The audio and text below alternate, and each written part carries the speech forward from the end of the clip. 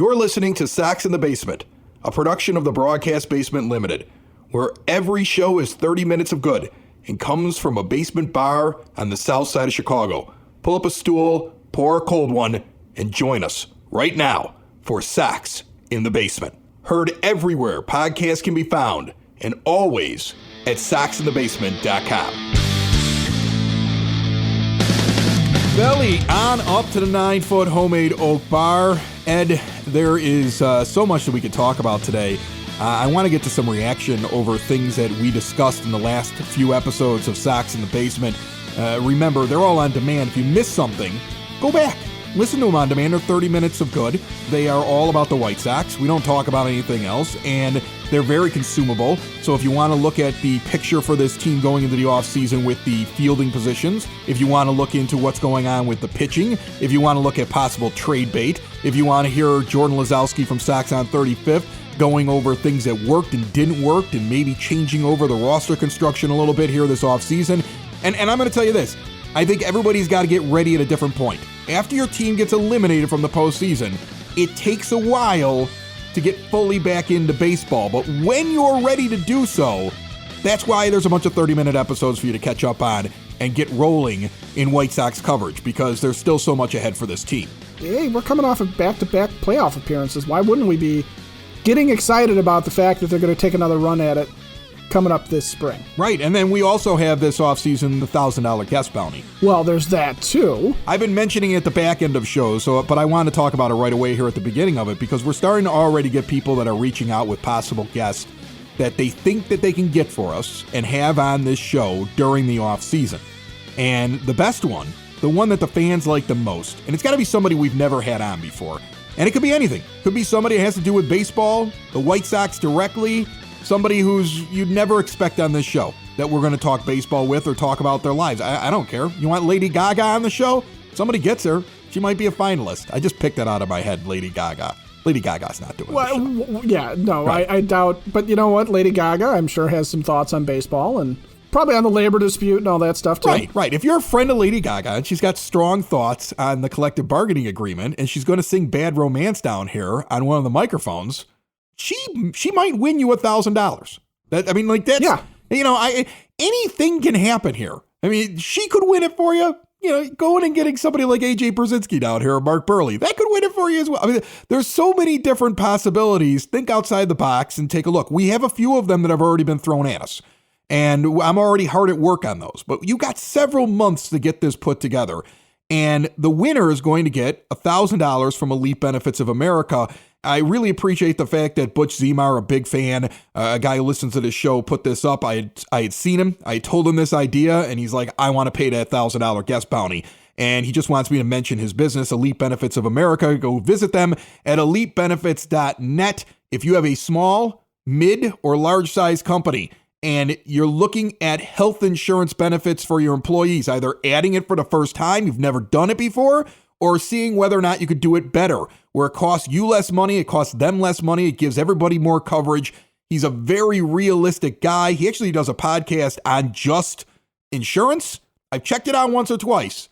You really have to be ready to listen to insurance talk. But on the other hand, it's informative, and it's called the Zemar podcast. So you can check that out at elitebenefits.net. You can see everything that Butch does for you, and you can give him a call anytime at 708-535-3006. But he's giving $1,000 to the best guest that we have this offseason for the Sox in the Basement $1,000 guest bounty. Now, all of that out of the way, let's take a look at some of the comments that we've gotten and maybe listen to a voicemail or two. There's plenty of ways for you to reach out to us. You can hit us on all of our social media. You can leave comments after shows. I've seen a lot of them about things that we've talked about over the last couple of weeks and the White Sox in the offseason and what people think they should or shouldn't do. You can also leave a voicemail by clicking on the little microphone in the bottom right-hand corner on whatever device you are using when you are at soxinthebasement.com. You can use the contact form and send us a message. You can also reach out by phone to the voicemail at 708-459-8406. There's lots of ways for you to interact with us. One of the more interesting things after our last few shows is the reaction to me saying Marcus Semien. Marcus Semien all day. Right. Go get him. Go get those home runs. Go get that performance. Go get him. That's my guy. I want to replace him. Now, Jordan Lazowski was like, fix right field. And I get that, right? I get Jordan saying fix right field. If you're a White Sox fan, Ed, you're looking at Michael Brantley, Jock Peterson, and who's the third one? Eddie Rosario. Eddie Rosario. Are all guys that we wanted in the offseason, all guys that we said the Sox should go after. They did go after Jock Peterson, who had a okay run for the Cubs, but his money in the playoffs. They did not go after Eddie Rosario, who cost the same amount of money as Adam Eaton, and we saw how that turned out for the Sox. And although Rosario didn't have a great year for the Indians, but Eddie Rosario was basically the MVP of the National League Championship Series. And he was available. Right. Very much so. He was even available probably in trade with the Indians. I imagine if you had gone up from Connor Pilkington, you might have been able to grab him. Heck, if they had grabbed him instead of Cesar Hernandez, maybe we'd still be talking about the Sox playing games. Also, look at what we did instead, and I think that's the thing that's driving White Sox fans nuts. Like I said, it's the Adam Eaton thing. You spent $8 million on Adam Eaton when you could have spent $8 million on Eddie Rosario, and Rosario, again, not a great regular season, but when it counted, he was there. For the White Sox, you patched together right field in the regular season after the Adam Eaton debacle, and in the postseason, you were relying on Adam Engel, sort of, and Larry Garcia, kind of, and Gavin Sheets was your DH, so he was out of the mix, and we didn't see Andrew Vaughn except for in a couple of pinch hit appearances. Right. That's a thing. You could sit there and say second base is your biggest offseason concern. I get Jordan saying right field, especially after looking at what's going on in right field and what we did over the last couple of years with it and what's available. Maybe it's time to lock that down. But we've had an awful lot of different ideas that have been thrown out there. Why don't we start with this voicemail right here that was left at soxinthebasement.com using a little microphone in the corner, and listen to an idea which involves a guy that we talked about as possible trade bait, and instead of trading him, moving him to another position. Move Moncada third base to second base. So I can give you Jose Abreu, Moncada, Tim Anderson, put Andrew Vaughn there or Gavin Sheets. Try somebody else at third base. And what's interesting is I've heard people also suggest put him out in the right field. Fix that issue. Use his arm out there. I've heard it before too. Yeah. But I want to compare Yoan Moncada. I'm going to do this. I'm going to actually combine two people's comments because we also got comments on, well, forget Semien and forget Chris Taylor. What about Ketel Marte? What about that guy out there in Arizona who's really a second baseman and they've been putting in center field, put him back at his natural position at second base, and he's an upgrade at the position, and go for it. So I want to look at him and the idea of Moncada all kind of in one big picture here. Because in the end, if you're trying to figure out who Marte is, he's Yoan Moncada. He's got a, I'm just saying, he is, the OPS plus for Yoan Moncada is a 113. The OPS plus for Ketel Marte is a 112. What? Okay. The two of them had breakout seasons in 2019. Marte, in his 2019 season in which he was an all-star and came in fourth in MVP voting, went 329 with a 981 OPS. Yoan Moncada in his breakout in 2019 went a 315 with a 915 OPS. The two of them, again, very similar players at the plate. The two of them also, very interestingly, really good or at least equal defensively at the right position and a total liability at the wrong position. Marte, terrible in center field. In a very short sample size, he was worth something like negative 15 defensive runs saved in center field this year.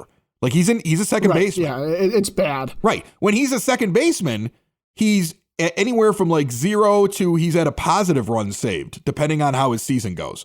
So he's actually going to play a good defense for you and then produce at the plate. Moncada was awful at second base. He is a terrible second baseman. Right. I'm looking at the stats right now. They're awful. Right. He's another guy, correct me if I'm wrong, that was in a negative double digits defensive runs saved when he was playing second base for a full season for the White Sox, which I believe in 18. He was negative 10. He was a negative all the way. And he's not been a negative at third base. No.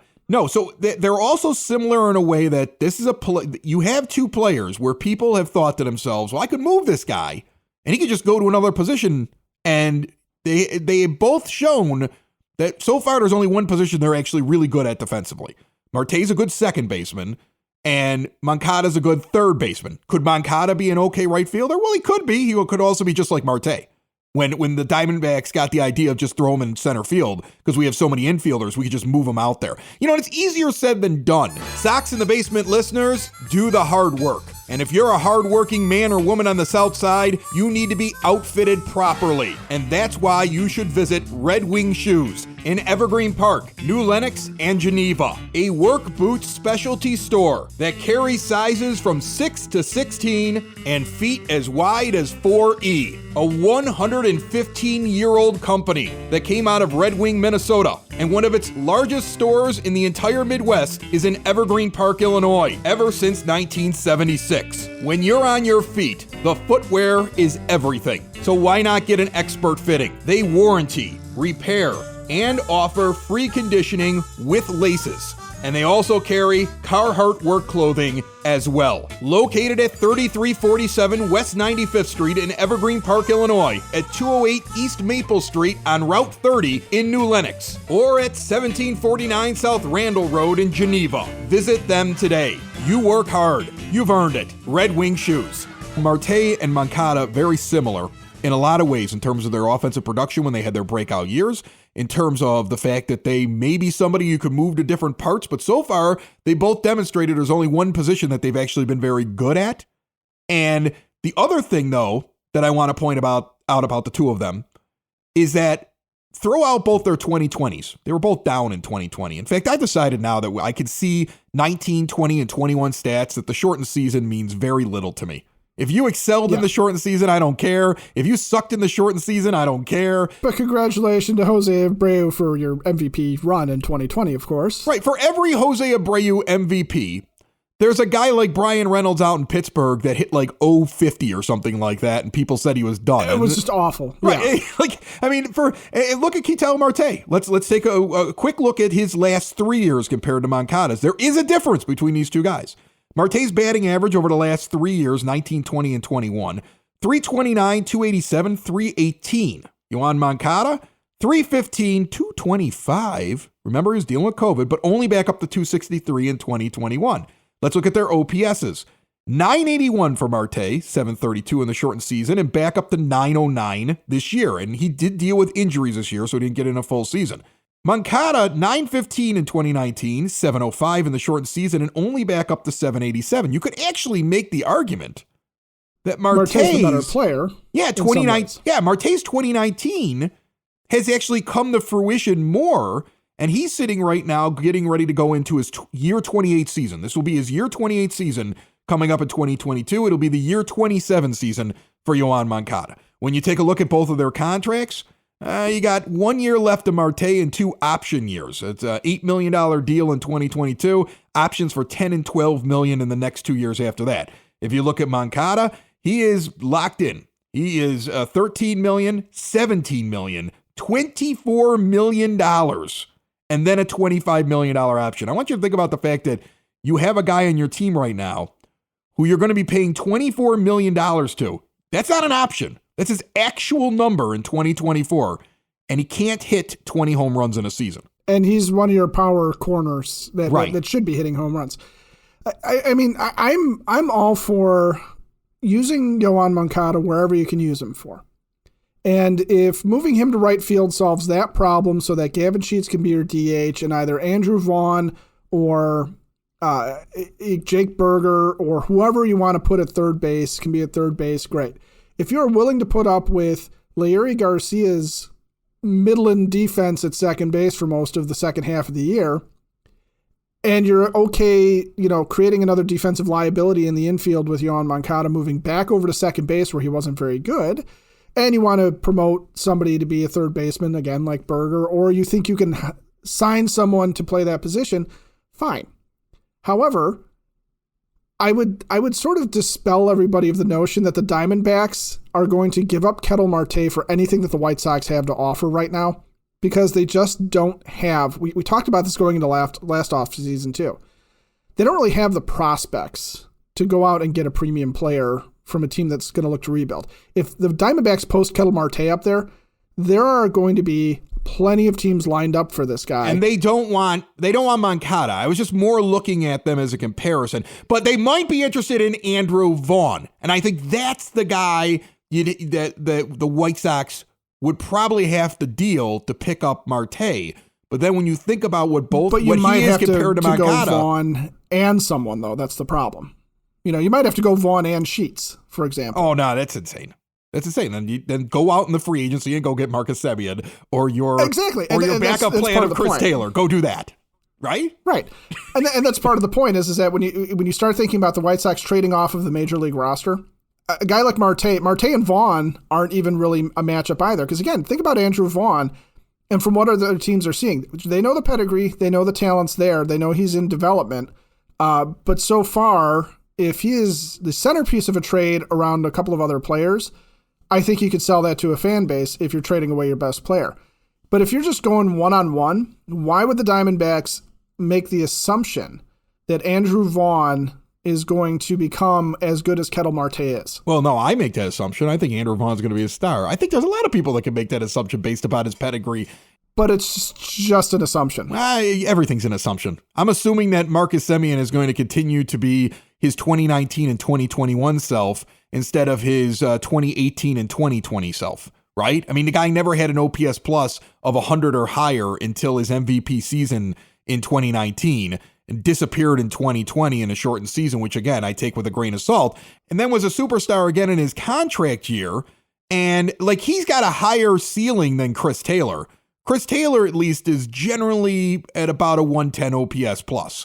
So, I mean, I'm swinging for the fences, but I'm making an assumption. I think all of this is an assumption. There's not a very good way. Everybody always goes, oh, there's these predictive models and sabermetrics. There's all these predictive things that we do to try to figure out what a guy is going to be, but they're all really assumptions because you never know what's going to have an impact on a player that you didn't see in your predictive model. So you're assuming he'll be healthy. You're assuming that he'll continue on the track he's on. You're assuming his personal life will stay the same and he won't become distracted. You're assuming a lot of things when you go out and you spend all these money on these players. I want to mention this guy had pretty much the same idea with Moncada, but I want to read Michael's comment on SoxInTheBasement.com. I'm a lifelong White Sox fan who's lived away from Chicago for 20 years. Your podcast has become an important link to my native city and, of course, my team. Thank you. If the White Sox are going to strengthen themselves in free agency, then they need to turn to a position where there is strength. And that is shortstop. There's a lot of free agent shortstops at that position that could strengthen our team. And one of them could be moved to third base. And he gives A-Rod as an example, but also don't forget Manny Machado. The difference between him moving short to third to short, and that whole question a few years ago. And also a shortstop can move to second. So what he's saying is not just Semien. He's saying any one of the other free agent shortstops that are out there are a possibility at second base. Much like how the Dodgers put Trey Turner at second, and he'll move back over to short. That is a way that some teams are thinking. He also threw in, let's move Moncada from second to right field, where his arm would be a defensive weapon. But I mean, I think that's the other thing. When we're talking about moves they can make in the offseason, we cannot forget that very strong shortstop class is where teams are going to all go into this pool of second base and shortstop and even third, and it's all one big pool. And we can't forget the big free agent shortstops. Well, the guy that Trey Turner is going to replace in L.A. would fit nicely into the White Sox lineup in Corey Seager. If he is willing to play second base, and there was some conversation with the Turner signing that, at some point, if they decided to bring Turner, if they decided to keep both Turner and Seager going into next year, if they re-sign Seager, that one of them would have to stay at second, and Turner's the one that they put at second because he was the new guy, but they didn't discount the idea that Corey Seager could move over to second base. And, I would be okay with that too, having one of those guys in. I think you have to, when you're looking at where the money is going to be spent, like you said, you're making an assumption that Marcus Semien is the Marcus Semien that you would get. And at least he's got 2 years of a track record, again, throwing out 2020, that suggests that maybe something clicked with him and he's become, he's realized his potential. He's become the player he was meant to be in this, over 30 stretch, on this backside of his career. But then, if you're going to spend that kind of money on Trevor Story, which I think everybody looks at and goes, well, is he going to be the same away from Coors Field? Will he play well in Chicago because, guaranteed rate field plays nice for home run hitters as well? Maybe he would. But would he move to second base or would he move to third as he's getting on in his career too? All of these things, again, there's a lot of different moves that the Sox could make. I just think that, when people are making the trade suggestions, what I don't necessarily laugh at them. I laugh with them. But what I'm looking at when people make these trade suggestions is they're throwing out the idea that, again, all things being equal, if Arizona said Marte is available, that somehow the White Sox have enough ammunition to make it happen. And I think people just need to, when we're talking about trades, especially this year where it really is what's on the Major League roster and maybe trying to remake the Major League roster. And that's why we talked about maybe trading Moncada to fill a hole. If you think you can fill his position better, I think you just have to. It's fun to play fantasy baseball, but I saw that suggestion. I went, there's no way the Diamondbacks are trading Marte to the White Sox. There's just, it would take Andrew Vaughn and at least one other player that you do not want to get rid of.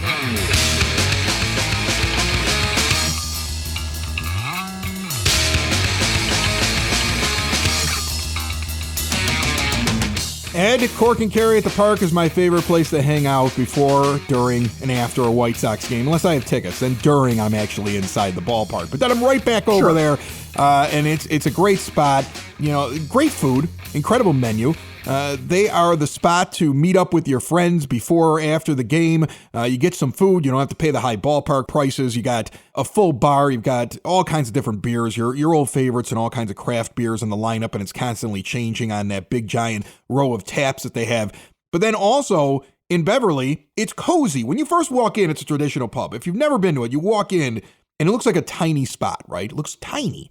And then you realize there's other rooms to it that they can rent out for parties. And then you realize they have that outdoor patio, which is really nice here in the fall. I mean, I know it's raining some nights, but you can get a nice brisk night right now.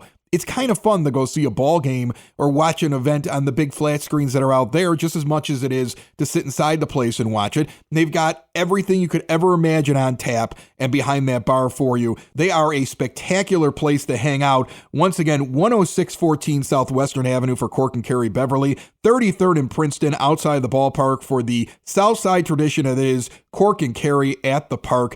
See everything they have to offer, corkandcarry.com. I want to address something that a lot of negative White Sox fans keep bringing up, which is funny because I get accused of being negative sometimes. I just think I'm realistic, right? I mean, there have been times where I've been positive about Tony and negative about Tony. I'm positive about Yoan Moncada. Like I was bully on Yoan Moncada for years, telling you this guy's going to be a star, and his 2019 made me puff my chest out. And now I'm sitting around saying, okay, he's a good player, but he might be somebody you have to move. If he's still on the team next year, I'm still wearing his jersey to games. I'm a fan. But I feel like there's a lot of negativity where people sit there and say, look, money's already spent. Sox don't have any. One of the things that's getting pointed out a lot when we're talking about the offseason is that the White Sox are currently, according to Spot Track, 6th in Major League Baseball payroll already going in to next season. And I want to put that into perspective. As of right now, they've got over $167 million committed to payroll. It'll be the most that they'll ever spend on a roster. On the other hand, that includes, let's say, a Craig Kimbrell contract you might move on from, a Dallas Keuchel contract you might move. There's some wiggle room there. And also, I want to kind of give you a little bit of perspective here, Ed. First off, the money that they're at currently right now would put them in between 9th and 10th place in 2022, meaning there are teams that have less on their payroll right now because contracts are up in the air or have expired, where they're going to re-add that payroll, and the White Sox are not going to be 6th if they stand pat. If they stand pat, they're likely sitting around 10, maybe even 11 if somebody starts adding something and goes past them. They are not number 6th in payroll going into 2022, realistically. That's not the case. No. That's the starting point. All right, so that's the first thing I kind of want to explain to people. They were last year, and I want to make sure I've got this right. Last year, they were 15th in Major League Baseball payroll at $140.9 million in change. The league average is $130.7. The league average sits in between them and the Reds, which are in sixth place. Okay, so they were basically just a hair above league average last year. what I want you to pay attention to with the White Sox when you're trying to figure out what Jerry Reinsdorf will spend and won't spend is not the numbers, not the amount of money spent on a payroll. That'd be like saying, hey, our team, it spent just as much money as the 27 Yankees, right? And they were great. We're spending money like the 27 Yankees over here. You'd be in last place. Or like I'm spending money like Steinbrenner in the late 90s. You're down at the bottom, big guy. Yeah, like that's baseball teams are worth a lot more. The owners are worth a lot more. So the number that they're spending is not indicative as to whether or not they're spending a lot of money. Look at the ranking compared to the other teams in Major League Baseball. And what I want to look at is the end of the year, what did they actually spend compared to other teams? The White Sox, let's just take a look at the run when they got good in 2005 and the years following that, where Jerry Reinsdorf's payroll would sit. 13th in 2005, 9th in 06, 10th in 07, 9th in 08, 10th in 09, 8th in 10, 7th in 2011. Man, that was a lot of wasted money. And then it goes to 12th for the next 2 years before we start sliding off. And that was really, there was like a first rebuild there that didn't work. Then there was a second rebuild. And during the rebuild, we were ranking anywhere between 25th and 29th in Major League Baseball. As you do during a rebuild. As you do during a rebuild. But when the team was good and Jerry's going for it, he sits right around 10th in Major League Baseball, right? Sure. I believe that once all the contracts are signed and things are moved around, the White Sox, if they don't make any other additions to their payroll, are probably sitting somewhere around 10. They could be at 11. They could be at 9. That's about where they're going to be. I don't expect him to add very much more, although he has done it before. His opening day 26-man rosters, when he was really going for it after the World Series, he went 5th, 11th in 2009, 9th in 10, and 7th in 11. Those are the best years where he spent a ton of money at the beginning of the year because he was hoping. He had a lot of his money wrapped up in his 26-man roster. That's not his 40-man roster total, and he was way up there. If a good player comes along and they move a little bit of salary around, I can see them going a little bit higher than where they're at, but I don't think they're going much higher. And that's why you're going to have to break some eggs to make an omelet. So now comes back to a question that we asked back in 2018 on this show, 2019 on this show. When Rick Hahn was rebuilding and bottoming out the payroll, was the money that Jerry Reinsdorf saved put someplace in a pot to be used? Because in reality, you're just back right now to what your level is normally when he's competing. You're not over the top. You're not going for it. You're not doing any of that. And I'm not saying he has to do that right now. Maybe there's a plan for that. Like there's got to be that specific guy. But I would think if something came along, there should be something you're still able to put one more good punch in there in terms of your payroll to get things up. And before I let you jump in here, Ed, I want to just tell everybody a couple of quick facts about Jerry Reinsdorf that I found through Forbes. And Forbes lists all the billionaires and keeps track of their net worth, like up to the date. Jerry Reinsdorf's worth $1.7 billion. And according to Forbes magazine, is up from $1.3 billion back in March of 2015. So he's actually made $400 million in net worth throughout this entire thing where this team's been torn down and come back up again. All right. He's not starving, is I think the point I'm trying to make. Over 40 years, he's only got one pennant in a World Series, and he owns an estimated 19% stake in the White Sox still, that he bought for only $19 million. He's done very well for himself. All right. There's part of me that thinks that a guy like that is may actually sit back and say, what the heck, man? I'm 85 years old. Get that player. It's okay. Go get that player. I think he could do it and still make a profit. I think that's what I'm trying to point out.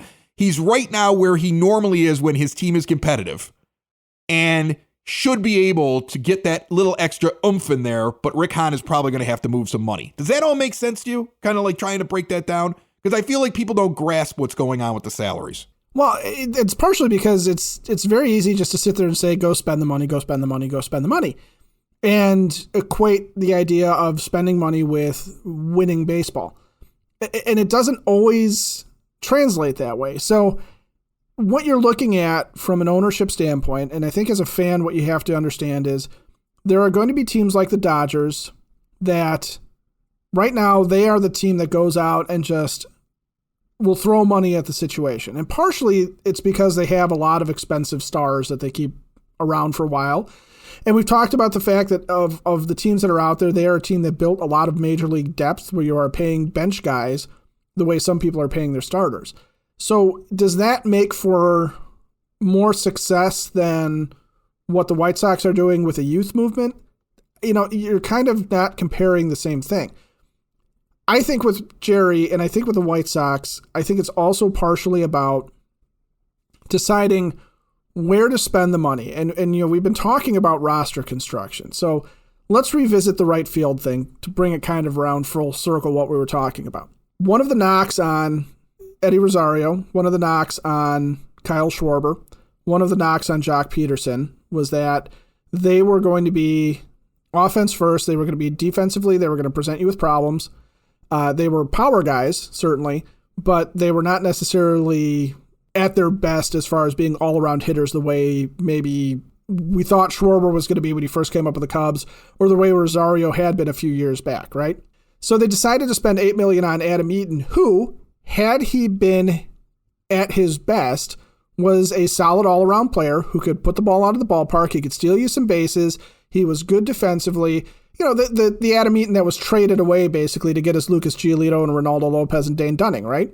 So that's a roster construction decision as much as it is a money decision, because we know they also offered Jock Peterson more money to come play here than what he ultimately got from the Cubs. Right. So I do think that, yes, if they come out this offseason and see a guy that's available, you know, somebody that gets non-tendered we're not talking about right now, or, you know, even Marcus Semien, where they just decide, let's bring him home. Let's bring him back. And we're going to roll the dice that this guy is exactly what he has proven to be, and that he's now driven to become just a super duper star. And we're going to give him all this money to play second base for us. I think they will do it. I do think that you're going to see some salary movement, though, partially because you have a guy in Craig Kimbrell who seems to be a bad fit for this team. And paying him $18 million to be a bad fit. 16 million, but it's still terrible. Well, you know what? Inflation for him being terrible, okay? The point of it is that you're trying to move Craig Kimbrell not because of just having to shed salary to add salary, but also because you have to recoup the investment that you made in him, and the investment is Nick Madrigal, right? It's not the money. The investment is the player that you traded away, which is why picking up Kimbrell's option and then turning around and saying, hey, San Diego, I noticed that you had some trouble with your bullpen this year, and you happen to have like 4 second basemen on your roster right now. How would you feel about sending us Adam Frazier, and we'll give you Craig Kimbrell? Maybe they'll give us that Tatis kid, and he could play second base. What do you think? Yeah, sure. I'd take him. I mean, he's got some injury problems and stuff like that. I mean, he's basically he's an injury liability. He's a huge liability for that team. His career seems like it's over. He seems like a huge liability. You see, tremendous liability. Yeah, for that I mean, team. like, I think we're doing them. They probably should throw in a prospect if they give us Tatis for Kimbrell. I would think so. Oh yeah, I would say maybe one of their maybe guy. Not one of their top prospects. Maybe one of their top 5 though. Thanks for listening to Sox in the Basement. My thanks to Family Waterproofing Solutions, our sponsors. Remember, you can call them 24/7 at 708-330-4466. Mention Sox in the Basement. Get money off. Get all the water away from your house. There's been a lot of water falling around your house, I'm sure, if you're in the Chicagoland area over the last couple of days. If you've seen seepage or any kind of issue, get that taken care of right away. See all they have to offer at familydry.com. And meanwhile, I've got some phone calls to make because I'm pretty sure we can get this Tatis thing done by the end of the day. What do you think? Book it. Done. Sox in the basement. Sox in the basement. Sox in the basement. Sox in the Basement. Heard everywhere podcasts can be found, and always on soxinthebasement.com.